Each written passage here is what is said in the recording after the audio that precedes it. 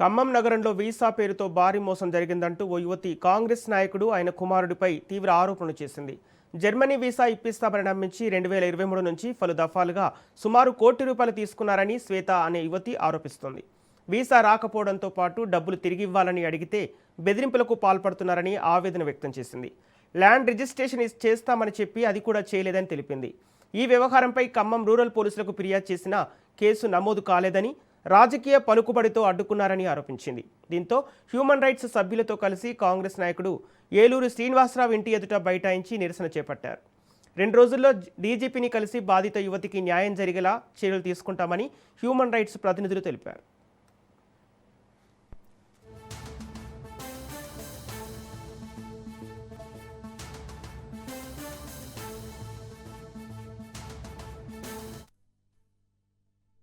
నా పేరు శ్వేత, ఖమ్మం వాస్తవ్యురాలు. నాకు వీసా స్కామ్ జరిగింది. నరేన్ ఏలూరి అనే అతను నన్ను మోసం చేశాడు. తండ్రి శ్రీనివాసరావు ఏలూరి, ఖమ్మం వాస్తవ్యులు. నేను ఇప్పుడు వాళ్ళ ఇంటి దగ్గర ఉన్నాను. వాళ్ళ ఇంటి దగ్గర డబ్బుల కోసం నేను ఒక 2 సంవత్సరాల నుంచి తిరగగా, ఒక నెల క్రితం ఆయన ల్యాండ్ రాస్తా అని చెప్పి నెల రోజుల నుంచి మళ్ళీ ఎలాంటి రెస్పాన్స్ లేదు.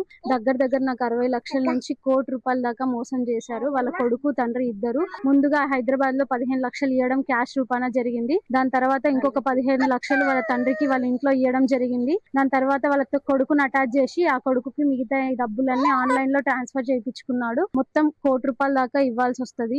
నా దగ్గర ప్రూఫ్స్ మాత్రం 75 లక్షలకి ప్రూఫ్స్ ఉన్నాయండి. మిగతాదంతా నేను క్యాష్ రూపాన ఇచ్చాను. కానీ ప్రతి ఒక్కదానికి వీడియో ప్రూఫ్స్ నేను ప్రొవైడ్ చేయగలుగుతాను. నేను కొన్ని సంవత్సరాల నుంచి వాళ్ళ వెనకాల పడుతున్నా. రోజు టైం తీసుకుంటున్నా, ఇప్పుడు ఇస్తా అప్పుడు ఇస్తా అని చెప్పేసి ఇవ్వట్లేదు. అసలు మోసానికి అసలు కారణం ఎలా జరిగిందంటే, నేను ఫస్ట్ మా బావకి వీసా ఇప్పించాను. అది సక్సెస్ అవ్వడం వల్ల నా ఫ్యామిలీ మెంబర్స్ నా దగ్గరకు వచ్చి వేరే వాళ్ళకి కూడా వీసాలు ఇవ్వమని చెప్పేసి హెల్ప్ చేయమని నన్ను అడిగారు. చెయ్యమంటే సరే అని చెప్పేసి నేను నా అందరికి వాళ్ళు నాకు డబ్బులు ఇస్తే నేను వీళ్ళకి ఇక్కడ ఇచ్చాను. తర్వాత డబ్బులు లేవు, ఏం లేవు, అసలు అది ఇది అని చెప్పి మాట్లాడడం జరిగింది.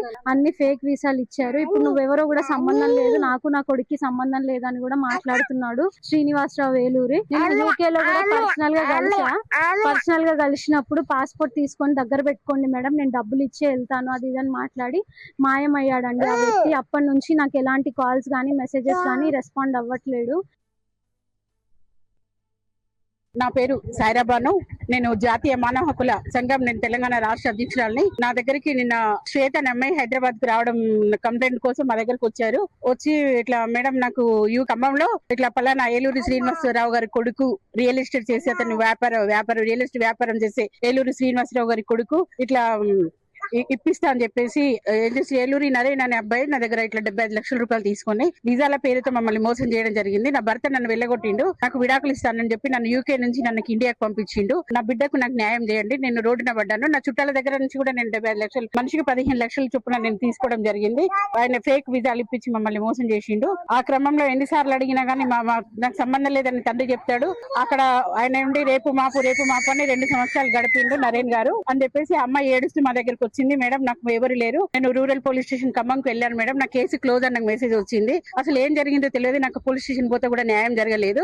మానవ హక్కుల సంఘాన్ని ఆశ్రయించడానికి నేను హైదరాబాద్ రావడం జరిగింది. నేను చనిపోతాను మేడం అని చెప్పి అమ్మాయి ఏడవడం జరిగింది. నిన్న కూడా హైదరాబాద్ లో మేము ప్రెస్ మీట్ పెట్టడం జరిగింది. అక్కడ కాకుండా ఇక్కడ స్థానికంగా ఎవరైతే ఉంటారో మేము అక్కడ పోయి మన వాళ్ళను పరిష్కారం కోసం మీరు పోయి అడిగిపోండి అని చెప్పేసి తల్లి కూతురు ఇద్దరిని పంపించాను. పంపిస్తే నాకు నా కొడుకు సంబంధం లేదు, మీరు ఎవరు కూడా నాకు తెలియదు అని చెప్పేసి వీళ్ళని గెంటేయడం జరిగితే వీళ్ళు వచ్చి ఇక్కడ ధర్నా చేస్తున్నారు.